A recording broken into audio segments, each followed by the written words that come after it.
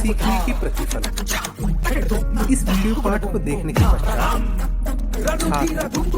आत्मकथा विधा के बारे में जानते हैं, आत्मकथा लेखन शैली को समझते हैं, सिनेमा क्षेत्र से संबंधित जानकारी प्राप्त करते हैं और सिनेमा की प्रशंसा अपने शब्दों में करते हैं। नमस्कार प्यारे बच्चों, कैसे हैं आप? उम्मीद है कि आप सब खुश होंगे। अच्छा बच्चों, आपको सबसे ज्यादा खुशी कब मिलती है? हाँ, बिल्कुल सही, अपने दोस्तों के साथ खेलने कूदने से, परिवार के साथ समय बिताने से, मनपसंद खाना खाने से, पढ़ाई करने से और छुट्टी के दिन सिनेमा देखने से। बच्चों, सिनेमा को हम कहां जाकर देखते हैं? हाँ, सिनेमा घर। सिनेमा को और किन नाम से जानते हैं? बहुत अच्छे, सिनेमा को हम चलचित्र या फिल्म के नाम से भी जानते हैं। हाँ तो बच्चों, अब आपको पता चला होगा कि आज हम किस पाठ का अध्ययन करने वाले हैं, है ना? बिल्कुल सही, आज हम मैं सिनेमा हूं इस पाठ का अध्ययन करेंगे। मैं सिनेमा हूं इस पाठ की विधा आत्मकथा है। साहित्य की अन्य विधाओं जैसे कविता, कहानी, उपन्यास आदि की तरह आत्मकथा भी एक महत्वपूर्ण विधा है।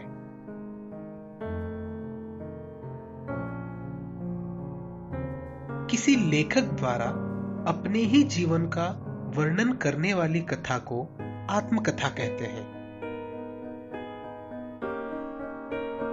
आत्मकथा में लेखक उन सभी बातों का विवरण देता है जो बातें उसके जीवन में घटी होती हैं।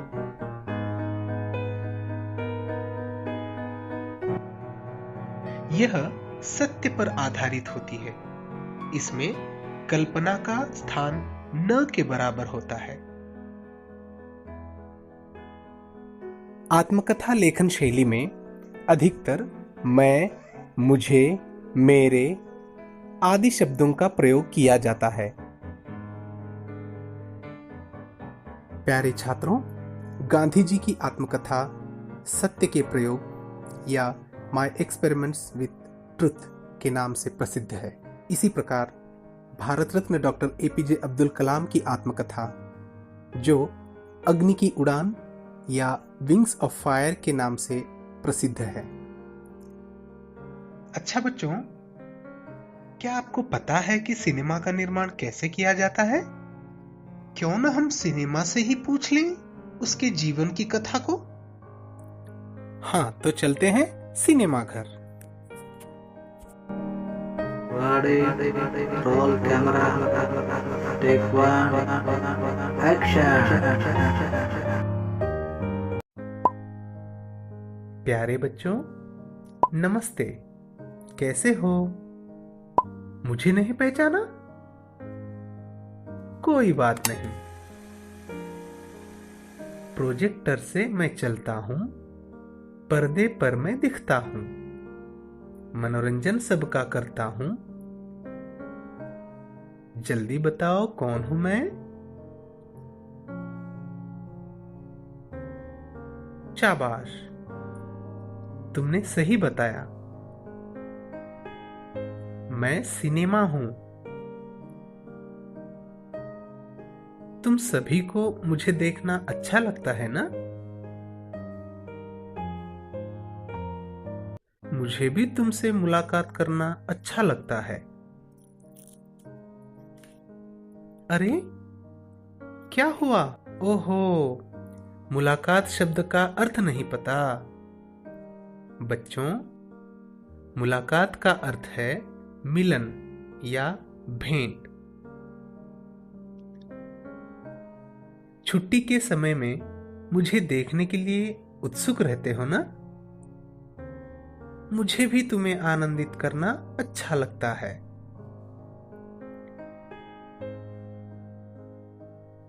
तो चलिए अब मेरे जन्म के बारे में बताता हूं।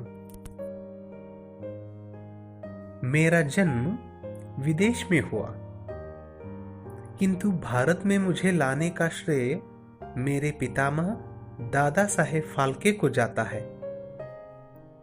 दादा साहेब फाल्के ने सन 1913 में राजा हरिश्चंद्र के नाम से मुझे आपके सामने लाया। बच्चों, आप समझ गए ना कि भारत का पहला सिनेमा कौन सा है? हाँ, राजा हरिश्चंद्र। लेकिन यह एक मूक सिनेमा था। मूक का अर्थ है गूंगा, मतलब इस सिनेमा में आवाज नहीं थी। बच्चों, जैसे ही मुझे राजा हरिश्चंद्र के नाम से आपके सामने लाया गया, तब से देश विदेश के समाचार पत्रों में मेरे लाडले दादा साहेब फाल्के की खूब प्रशंसा की गई। प्यारे छात्रों, लाडला शब्द का अर्थ है दुलारा या बहुत प्रेमपूर्ण।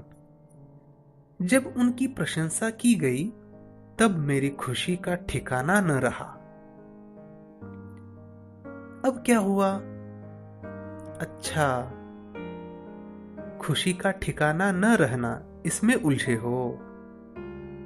बच्चों, खुशी का ठिकाना न रहना यह एक मुहावरा है जिसका अर्थ है बेहद खुशी होना। जब हमें कोई बहुत अच्छा समाचार सुनने को मिलता है या हमारे जीवन में कोई सफलता मिलती है, तब हमारी खुशी का ठिकाना नहीं रहता। समझे ना बच्चों?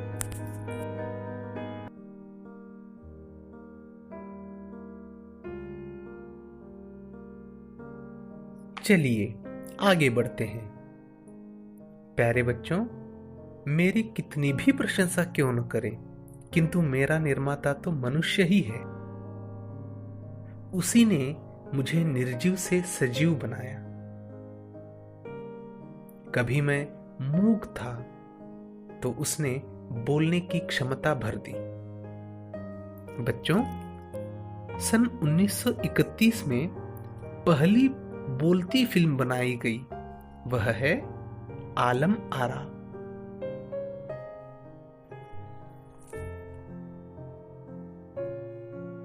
प्यारे बच्चों, इस तरह मेरे जीवन की शुरुआत हुई। आपने अब तक मेरे आरंभिक जीवन के बारे में जानकारी प्राप्त की है। अगले भाग में मेरी शेष आत्मकथा को जानेंगे। तब तक के लिए अलविदा। हमने जाना कि आत्मकथा साहित्य की एक महत्वपूर्ण विधा है जिसमें लेखक अपने जीवन में घटी सभी बातों का प्रामाणिकता से विवरण देता है। भारत में सिनेमा को लाने का श्रेय दादा साहेब फाल्के को जाता है। इन्होंने 1913 में राजा हरिश्चंद्र नामक सिनेमा बनाया था।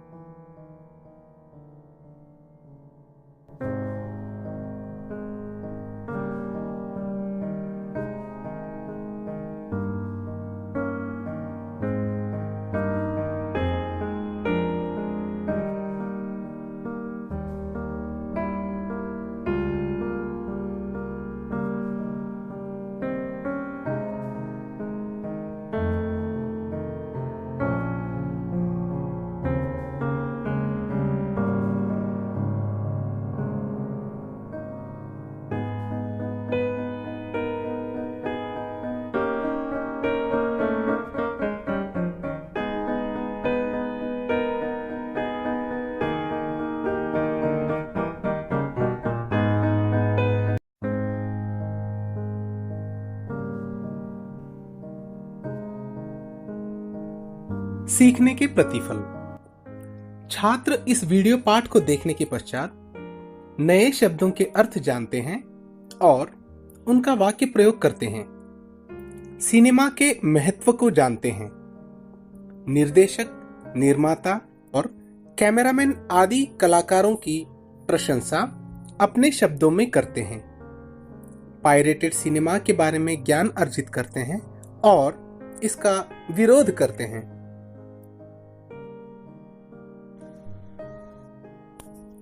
प्यारे छात्रों, हमने मैं सिनेमा हूं इस पाठ के पहले भाग में यह जाना था कि आत्मकथा का अर्थ अपने जीवन की कथा है। सिनेमा से हम सबका मनोरंजन होता है। दादा साहेब फाल्के को भारतीय सिनेमा के पितामह कहा जाता है। हमने यह भी जाना कि भारत का पहला सिनेमा राजा हरिश्चंद्र है, जो सन 1913 में बनाया गया था।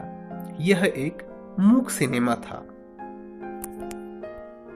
हाँ तो बच्चों, आज हम मैं सिनेमा हूं इस आत्मकथा के शेष भाग को देखेंगे।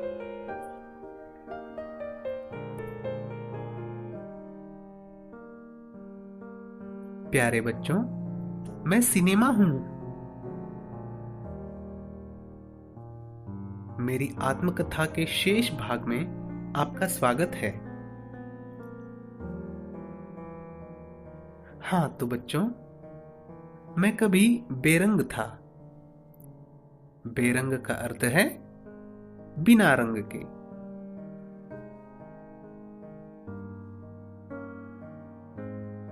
धीरे धीरे मुझ में रंग भर दिए। मुझे पहली बार भारत में किसान कन्या के नाम से रंगीन बनाकर आपके सामने लाया गया। मुझ में सभी भाव देखने को मिलते हैं, जैसे हास्य, दुख, कल्पना और प्रेरणा आदि। मुझे बनाने में कई लोगों का योगदान रहता है। बच्चों, योगदान का अर्थ है किसी कार्य में सहायक बनना। मुझे बनाने में मुख्य रूप से निर्माता, निर्देशक, कहानीकार और कैमरामैन आदि लोगों का महत्वपूर्ण योगदान होता है।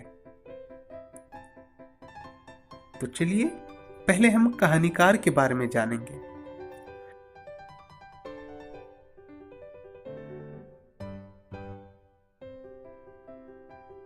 कहानीकार एक अच्छी कहानी लिखता है। इस कहानी में कभी कभी वास्तविकता होती है, कभी कल्पना भी।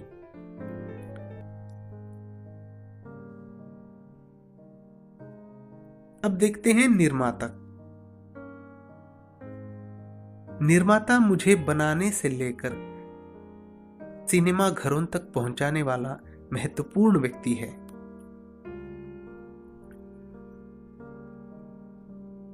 अब देखते हैं निर्देशक की क्या भूमिका होती है। वास्तव में मेरा केंद्र बिंदु तो निर्देशक ही है। वह मेरे निर्माण से जुड़े सभी लोगों जैसे नायक, नायिका, पात्र, संगीत निर्देशक, कथाकार, संवाद लेखक, कैमरामैन आदि को एक सूत्र में बांधकर मुझे साकार रूप देता है। यहां एक सूत्र में बांधना, इसका अर्थ है संगठित करना। प्यारे बच्चों, मेरी एक ही इच्छा है, वह है सबको खुश देखना। दुनिया में अच्छाई और बुराई दोनों भी हैं, उसी तरह मेरे अच्छे और बुरे दोनों रूप हैं। मेरा निवेदन है कि मेरी अच्छाई को स्वीकार करो। यहाँ निवेदन का अर्थ है प्रार्थना या विनती। मुझे सिनेमा घरों में ही देखो,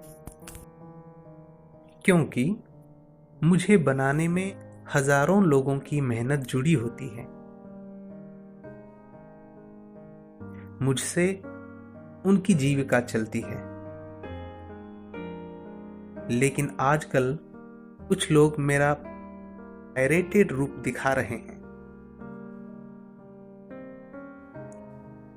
पायरेटेड का अर्थ है चोरी की हुई फिल्म, जिसे पायरेसी भी कहते हैं। दूसरे शब्दों में कहें तो अपने व्यक्तिगत लाभ के लिए किसी मूल सिनेमा को अवैध रूप से सीडी या डीवीडी में बदलकर बेचना ही पायरेसी है।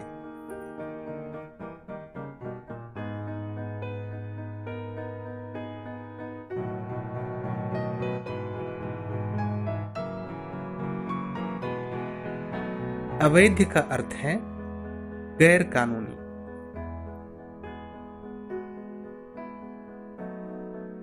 प्यारे बच्चों, मुझे पायरेटेड रूप में बिल्कुल न देखो। इस तरह देखना और दिखाना दोनों कानूनन अपराध है। यहाँ कानून का अर्थ है विधि या नियम।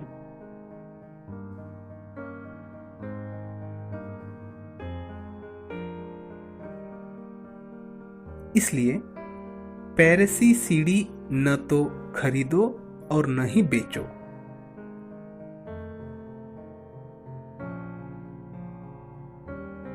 बच्चों, तुम मुझे उतना ही देखो जितने से तुम्हें आनंद मिले।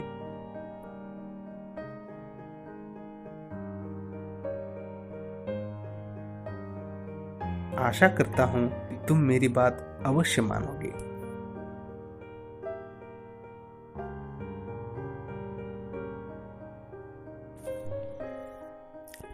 हमने जाना सिनेमा में हास्य, दुख, कल्पना, प्रेरणा आदि भाव देखने को मिलते हैं।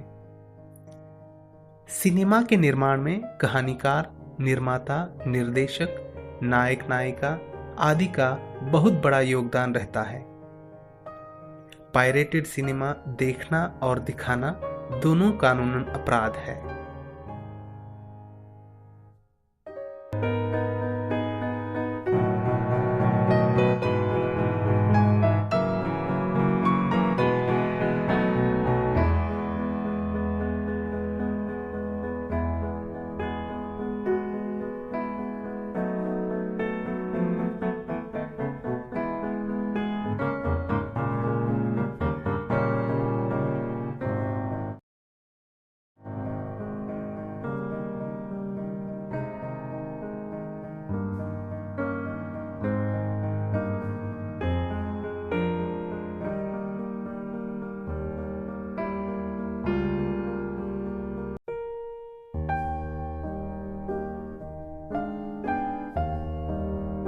शुभाशीष प्यारे बच्चों, प्रस्तुत वीडियो पाठ के द्वारा आप निम्नलिखित कुशलताएं प्राप्त करेंगे। क्रिया की परिभाषा को समझेंगे, वाक्य में क्रिया के महत्व को जानेंगे, क्रिया के भेद जानेंगे, अकर्मक तथा सकर्मक क्रियाओं के उदाहरण पहचानेंगे। प्यारे बच्चों, मैं सिनेमा हूं इस पाठ के अंतर्गत हमने देखा कि सिनेमा का निर्माण कैसे होता है, उसे बनाने में किन किन लोगों का महत्वपूर्ण योगदान होता है, सिनेमाओं को हमें पायरेटेड रूप में क्यों नहीं देखना चाहिए। इन बातों को हमने बहुत अच्छे से जान ली थी। इस पाठ की चर्चा करते हुए हमने देखा कि इस पाठ की शुरुआत एक पहेली से होती है। वो पहेली है, प्रोजेक्टर से मैं चलता हूं, पर्दे पर मैं दिखता हूं, मनोरंजन सबका करता हूं, जल्दी बताओ कौन हूं मैं। इस पहेली में चलता हूं, दिखता हूं, करता हूं, इन रेखांकित शब्दों का क्या अर्थ हो सकता है भला? कोई बता पाएगा? चलिए कुछ और उदाहरण देखते हैं। इस चित्र को देखो, बच्चा रो रहा है। एक और चित्र देखते हैं। इस चित्र में देखेंगे कि पक्षी उड़ रहे हैं। एक और चित्र देखते हैं। इस चित्र में छात्र हंस रहे हैं।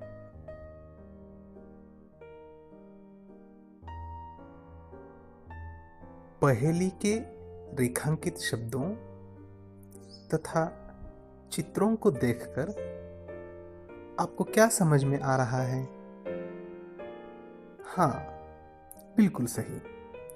यहाँ कोई ना कोई काम या कार्य हो रहा है। व्याकरणांश में इसे ही क्रिया कहते हैं। तो चलिए आज हम भाषा की बात के अंतर्गत क्रिया किसे कहते हैं इसकी चर्चा हम करते हैं। हमने जो उदाहरण देखे थे उनके अनुसार हम क्रिया की परिभाषा कुछ इस प्रकार से कह सकते हैं। जिन शब्दों से किसी काम का करना या होना पता चले उसे क्रिया कहते हैं।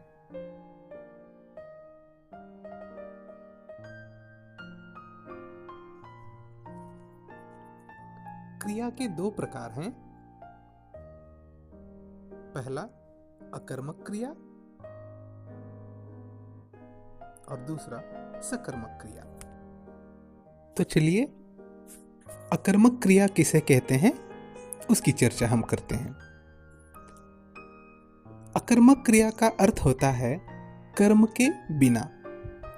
जिन क्रियाओं को कर्म की आवश्यकता नहीं होती और क्रियाओं का फल कर्ता पर ही पड़ता हो उसे अकर्मक क्रिया कहते हैं। उदाहरण के लिए, मैं प्रोजेक्टर से चलता हूं। दूसरा उदाहरण, लड़का दौड़ता है। तो चलिए उदाहरणों को परिभाषा के आधार पर परखते हैं। मैं प्रोजेक्टर से चलता हूं। इस वाक्य में चलता हूं क्रिया का व्यापार मैं पर पड़ रहा है। और दूसरे उदाहरण में लड़का दौड़ता है। इसमें दौड़ने की क्रिया का फल लड़के पर ही पड़ रहा है। अतः हम कह सकते हैं कि जहां कर्ता के व्यापार का फल कर्ता पर पड़े उसे अकर्मक क्रिया कहते हैं।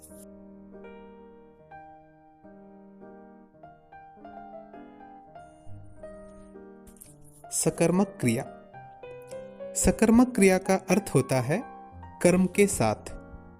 जिस क्रिया का प्रभाव कर्ता पर न पड़कर कर्म पर पड़ता है उसे सकर्मक क्रिया कहते हैं। जैसे राकेश चित्र बनाता है, लड़की रोटी खाती है।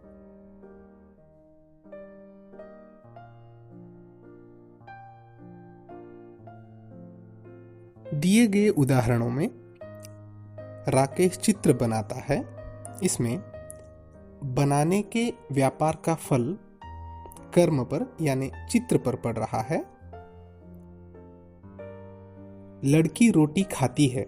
इसमें खाने के क्रिया का व्यापार जो चल रहा है उसका फल रोटी पर पड़ रहा है।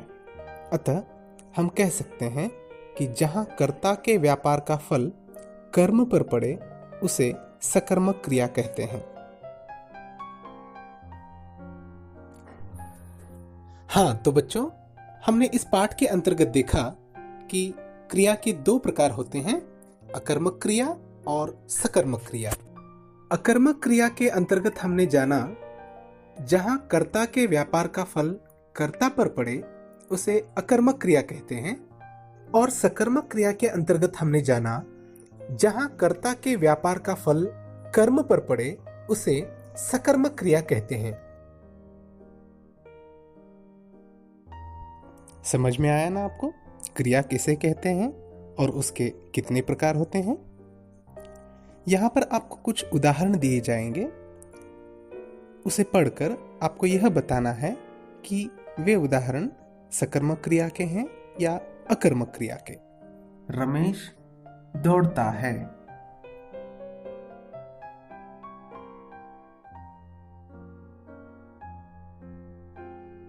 हाँ बच्चों, बिल्कुल सही कहा आपने।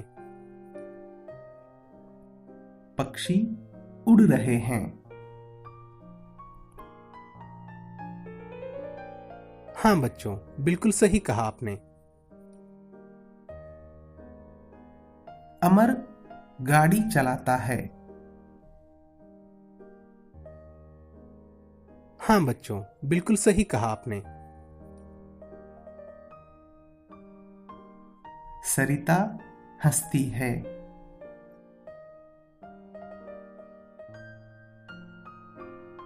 हाँ बच्चों, बिल्कुल सही कहा आपने। संजय हिंदी बोलता है।